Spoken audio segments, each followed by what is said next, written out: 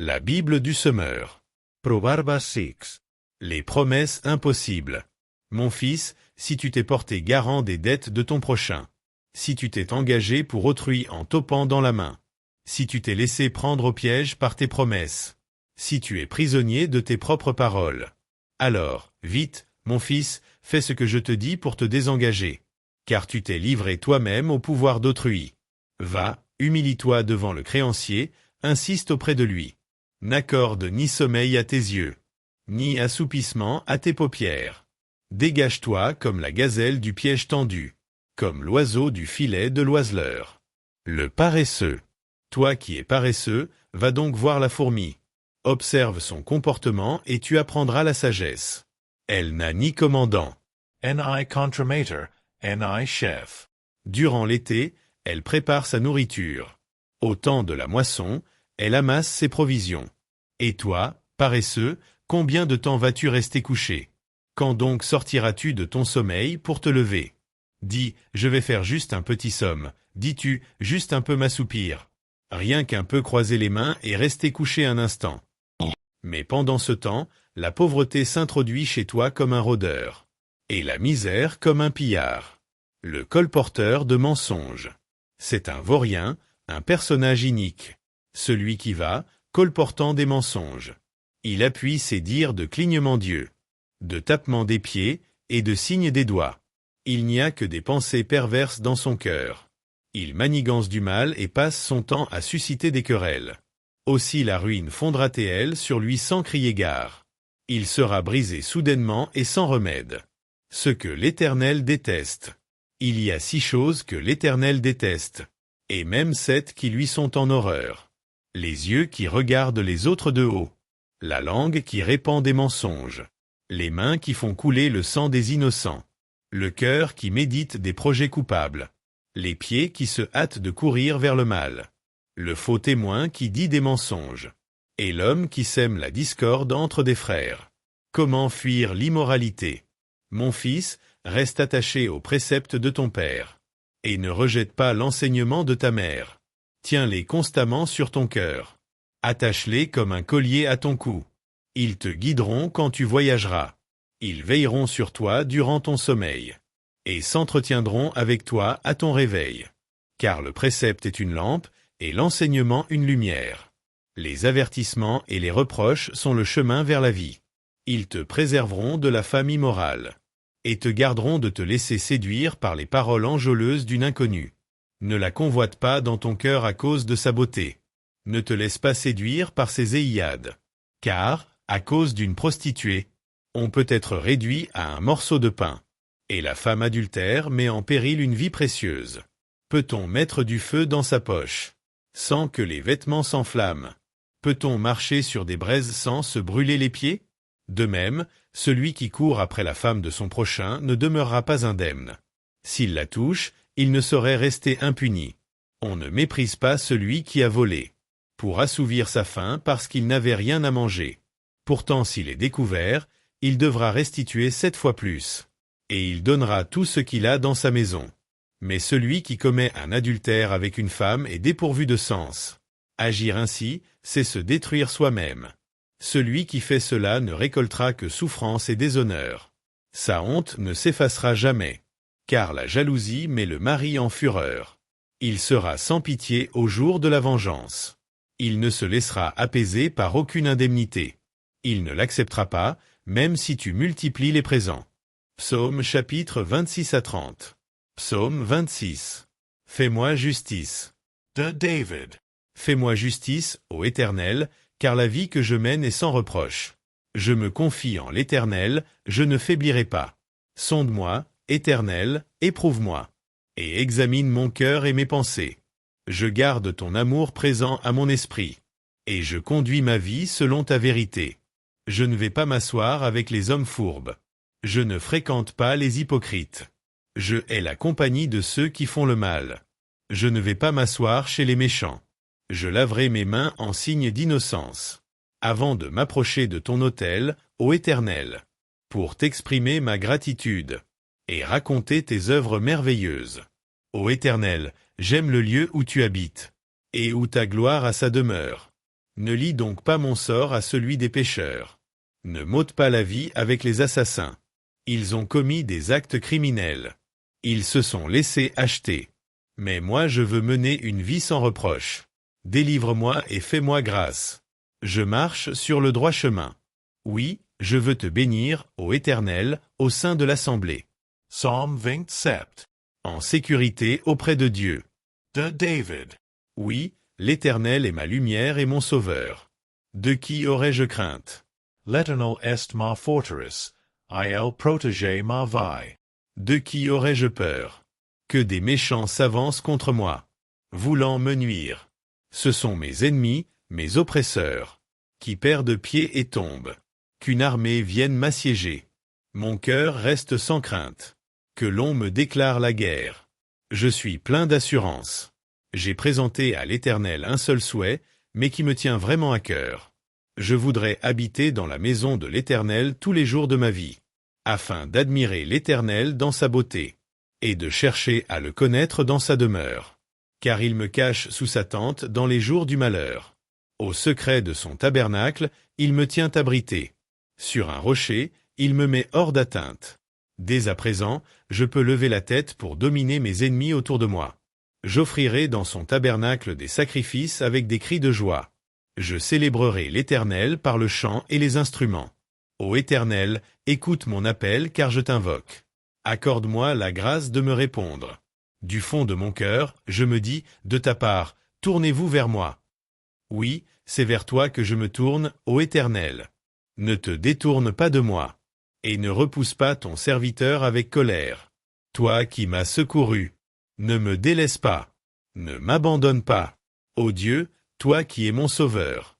Si mon père et ma mère devaient m'abandonner, l'Éternel me recueillerait. Enseigne-moi la voie que tu veux que je suive, ô Éternel, et conduis-moi par un sentier égal, puisque mes ennemis me guettent. Ne m'abandonne pas au désir de mes adversaires, lorsque de faux témoins se dressent contre moi, respirant la violence. Que deviendrais-je si je n'avais pas l'assurance d'expérimenter la bonté de l'Éternel? Au pays des vivants, attends-toi donc à l'Éternel. Sois fort. Affermis ton courage. Oui, attends-toi à l'Éternel. Psaume 28. L'Éternel répond. De David. À toi, ô Éternel, je fais appel. Toi, mon rocher, ne sois pas sourd à ma requête. See two rests mute. Je deviendrai pareil à ceux qui s'en vont vers la tombe. Entends ma voix qui te supplie quand je t'appelle à l'aide, en élevant mes mains en direction du lieu très saint de ta demeure. Ne me fais pas subir avec les criminels, avec les malfaisants, le sort qui leur est réservé. Ces gens parlent de paix à leurs prochains, avec le mal au fond du cœur. Oui, traite-les selon leurs actes et leurs méfaits. Oui, traite-les selon leurs œuvres. Fais retomber sur eux ce qu'ils ont fait, car ils ne tiennent aucun compte des actes accomplis par l'Éternel, et de ses œuvres. Que l'Éternel fasse venir leur ruine et qu'il ne les relève pas. Béni soit l'Éternel, car il m'entend lorsque je le supplie. L'Éternel est ma force, mon bouclier. En lui je me confie, il vient à mon secours. Aussi mon cœur bondit de joie. Je veux chanter pour le louer. L'Éternel est la force de tous les siens. Il est la forteresse où le roi qui a reçu l'onction de sa part trouve la délivrance. Ô Éternel, sauve ton peuple et bénis-le, il est ton patrimoine. Sois son berger et prends soin de lui pour toujours. Psalm 29. La voix de l'Éternel. Psaume de David. Célébrez l'Éternel, vous, les anges de Dieu J.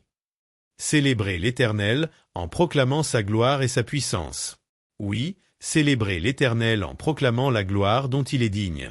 Et prosternez-vous devant l'Éternel dont la sainteté brille avec éclat. La voix de l'Éternel retentit sur les eaux. Dieu, dans sa gloire, fait gronder le tonnerre. La voix de l'Éternel domine le bruit des grandes eaux. La voix de l'Éternel retentit avec force. La voix de l'Éternel résonne majestueusement. La voix de l'Éternel brise les cèdres. L'Éternel brise les cèdres du Liban. Il fait bondir tout le Liban comme des veaux, et le Sirion, elle, comme des buffles. La voix de l'Éternel fait jaillir des éclairs.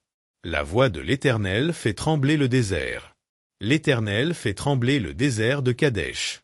La voix de l'Éternel fait enfanter les biches, et elle fait tomber les feuilles des arbres des forêts.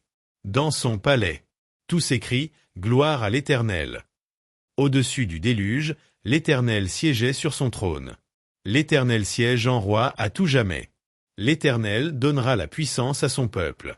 L'Éternel bénira son peuple en lui donnant la paix. Psalm 30. Tu m'as rendu à la vie. Cantique pour l'inauguration du temple. Un psaume de David. Je te loue, ô Éternel, car tu m'as tiré du gouffre. Tu n'as pas permis que mes ennemis se réjouissent à mes dépens. Éternel, mon Dieu, je t'ai appelé à mon aide, et tu m'as guéri. Éternel, tu m'as fait échapper au séjour des morts. Tu m'as rendu à la vie, en m'évitant de rejoindre les gens qui descendent au tombeau.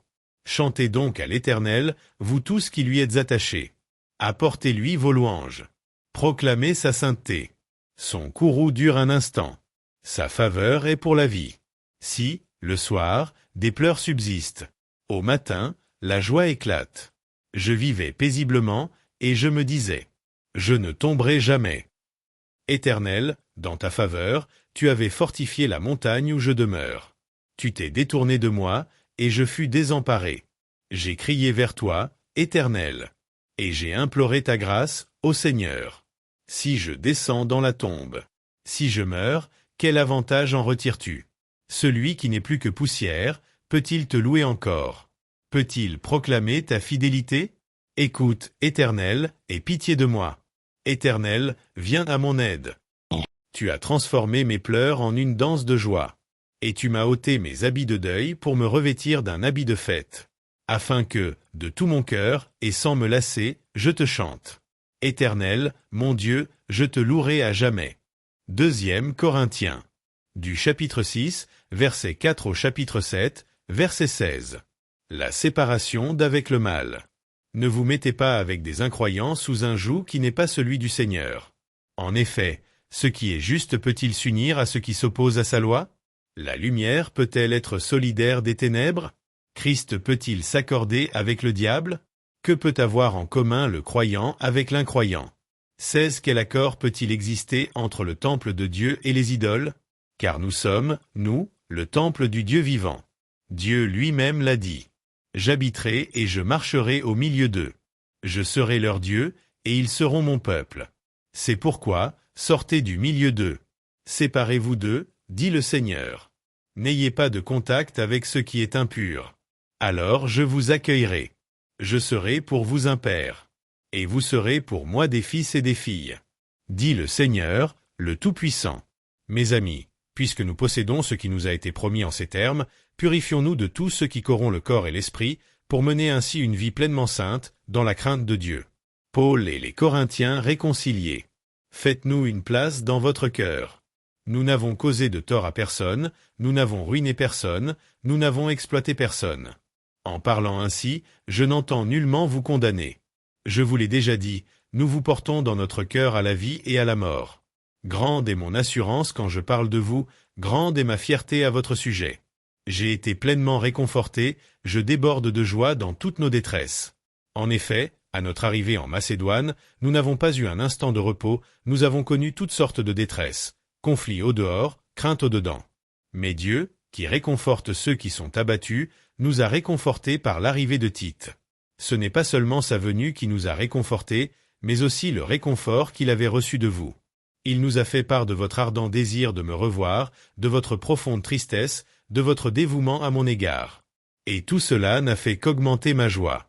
C'est pourquoi, si je vous ai causé de la peine par ma précédente lettre, je ne le regrette pas. Certes, je l'ai d'abord regretté en voyant combien elle vous a attristé sur le moment. Mais maintenant je me réjouis, non pas de votre tristesse, mais de ce que cette tristesse vous ait amené à changer d'attitude.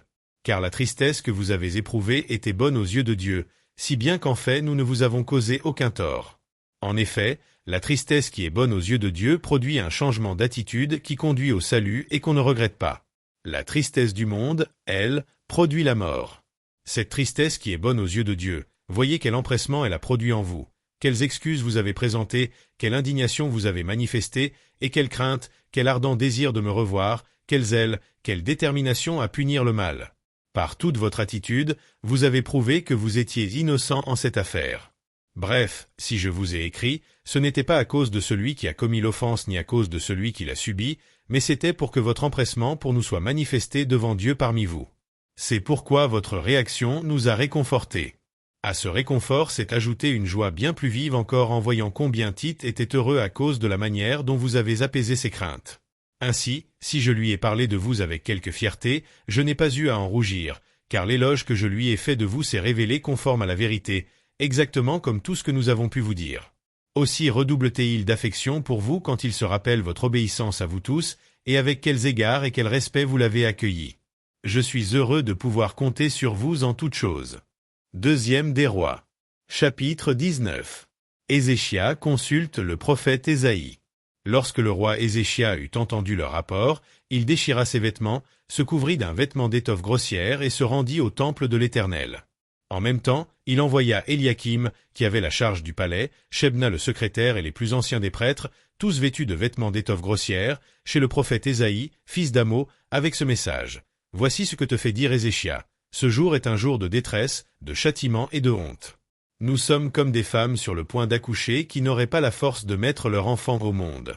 Peut-être l'Éternel, ton Dieu, prêtera-t-il attention à toutes ces paroles que l'aide de camp du roi d'Assyrie a prononcées de la part de son maître pour insulter le Dieu vivant. Peut-être l'Éternel, ton Dieu, le punira-t-il à cause des paroles qu'il a entendues. Intercède donc en faveur du reste de ce peuple qui subsiste encore. » Les ministres du roi Ézéchias se rendirent donc auprès d'Ésaïe, qui leur dit « Voici ce que vous direz à votre souverain. Ainsi parle l'Éternel. Ne te laisse pas effrayer par les paroles que tu as entendues et par lesquelles les officiers du roi d'Assyrie m'ont outragé. Ce roi va recevoir une certaine nouvelle. Là-dessus, je lui ferai prendre la décision de retourner dans son pays, où je le ferai mourir assassiné. » Ézéchias reçoit une lettre de Sennachérib. L'aide de camp apprit que le roi d'Assyrie était parti de Lachish et qu'il était en train d'attaquer Libna. Il s'en retourna donc pour le rejoindre. Peu après, le roi d'Assyrie reçut la nouvelle que Tirhaka, le roi d'Éthiopie, s'était mis en campagne pour l'attaquer. Alors il envoya de nouveau des messagers à Ézéchias avec ces instructions. Vous direz à Ézéchias, roi de Juda, ne te laisse pas tromper par ton Dieu en qui tu te confies s'il te dit que Jérusalem ne tombera pas aux mains du roi d'Assyrie. Tu as toi-même appris comment les rois d'Assyrie ont traité tous les pays, comment ils les ont voués à la destruction complète. Crois-tu que toi seul tu y échapperais? Mes ancêtres ont détruit les villes de Gozan, Haran et Retsef, ils ont exterminé les descendants d'Éden qui vivaient à Télassar. Les dieux de ces pays ont-ils délivré ces gens? Que sont devenus les rois de Hamath, d'Arpad, de la ville de Sepharvaïm, de Héna et de Hiva? Ézéchias prit la lettre de la main des messagers, il la lut et se rendit au temple de l'Éternel. Il la déroula devant l'Éternel et il pria. Éternel, Dieu d'Israël, qui siège au-dessus des chérubins, c'est toi qui es le seul Dieu pour tous les royaumes de la terre, c'est toi qui as fait le ciel et la terre. Éternel, prête l'oreille et écoute. Éternel, ouvre les yeux et regarde. Entends les paroles que Sennachérib a envoyé dire pour insulter le Dieu vivant. Il est vrai, ô Éternel, que les rois d'Assyrie ont massacré les gens de ces autres peuples et ravagé leur pays, et qu'ils ont jeté au feu leurs dieux, parce que ce n'étaient pas des dieux. Ils ont pu les détruire parce que ce n'étaient que des objets en bois ou en pierre fabriqués par des hommes. Mais toi, Éternel, notre Dieu, délivre-nous maintenant de Sennachérib, pour que tous les royaumes de la terre sachent que toi seul, Éternel, tu es Dieu. La réponse de l'Éternel. Alors Ésaïe, fils d'Amo, envoya à Ézéchias le message suivant. Voici ce que déclare l'Éternel, le Dieu d'Israël, que tu as prié au sujet de Sennachérib, roi d'Assyrie, je t'ai entendu. Voici la parole que l'Éternel prononce contre lui. Dame Shaun. N'a que mépris pour toi et se moque de toi. Dame Jerusalem. Hoche la tête à ton sujet. Qui as-tu insulté? Qui as-tu outragé de ta voix arrogante? De ton regard hautain? Moi, le Saint d'Israël. Car par tes messagers tu as insulté le Seigneur. Et tu as dit, grâce à mes nombreux chars, moi j'ai gravi les sommets des montagnes. J'ai pénétré jusqu'au cœur du Liban, pour y couper les cèdres les plus hauts, et les plus beaux cyprès, et parvenir jusqu'au dernier sommet, dans sa forêt la plus touffue. J'ai fait creuser des puits et j'ai bu l'eau de pays étrangers. J'ai asséché sur mon passage tout le delta du Nil. Mais ne sais-tu donc pas que, moi, j'ai décidé depuis longtemps tous ces événements, et que, Depuis les temps anciens, j'en ai formé le plan, et à présent je l'ai fait survenir, en sorte que tu réduises en tas de ruines des villes fortifiées. Leurs habitants sont impuissants. Terrifiés, ils ont honte. Ils sont comme l'herbe des champs, comme la verdure des prés. Et l'herbe sur les toits, flétrie avant d'avoir poussé. Mais moi je sais quand tu t'assieds, quand tu sors, quand tu rentres. Quand tu t'emportes contre moi. Oui, tu t'emportes contre moi. Tes discours arrogants sont parvenus à mes oreilles. C'est pourquoi je te passerai mon anneau dans le nez. Et je te riverai mon mors entre les lèvres.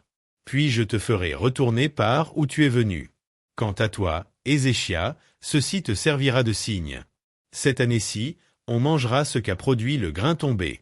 L'année prochaine, ce qui aura poussé tout seul. Mais la troisième année, vous sèmerez, vous ferez des récoltes. Vous planterez des vignes, et vous en mangerez les fruits. Alors les survivants, ceux qui seront restés du peuple de Juda, seront de nouveau comme un arbre qui plonge dans le sol de nouvelles racines, et qui porte des fruits. Oui, à Jérusalem, un reste surgira. Sur le mont de Sion, se lèveront des rescapés. Oui, voilà ce que fera le Seigneur des armées célestes dans son ardent amour pour vous.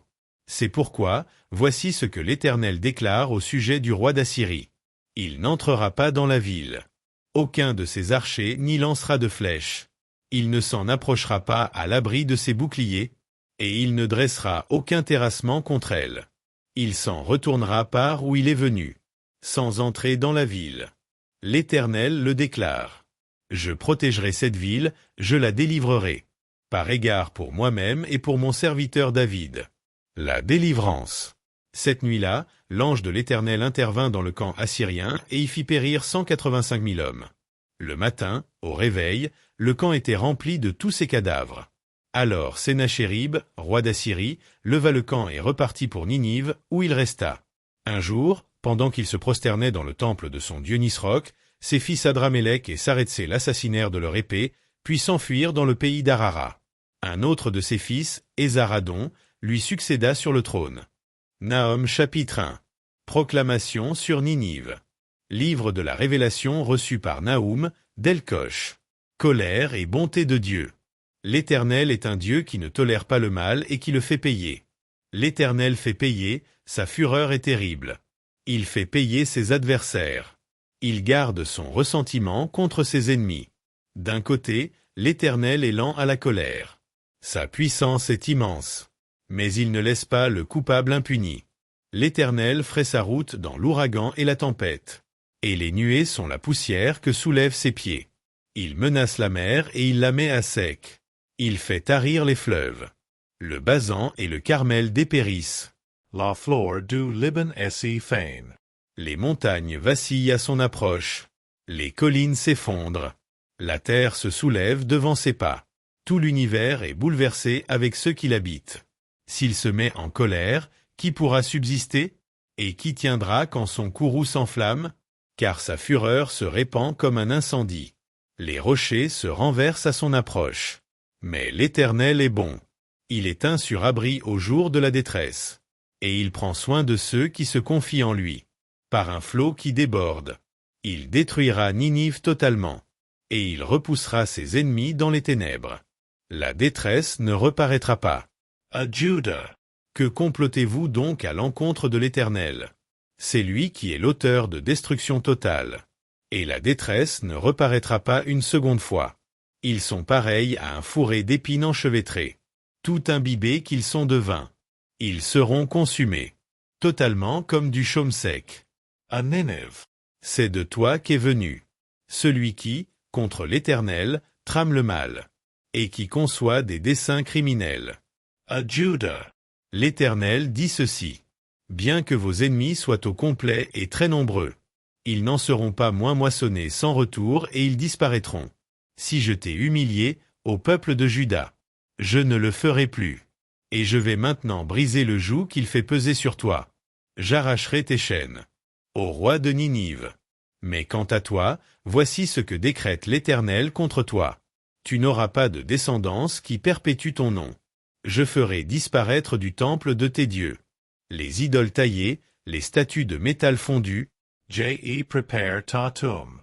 car toi, tu ne vaux rien.